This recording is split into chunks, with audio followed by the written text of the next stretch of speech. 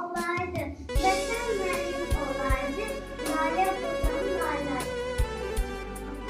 Yakan çətin ayda, çətin adam sayda, ey uşaq İsmail'da, layla bozan layla.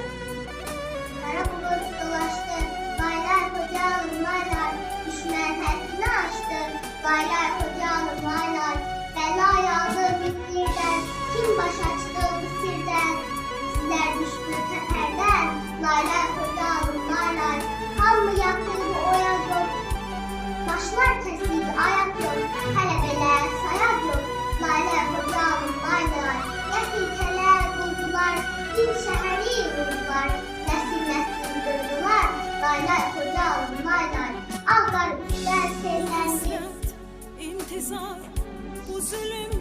qanlar gözləndi, daş ürəklər.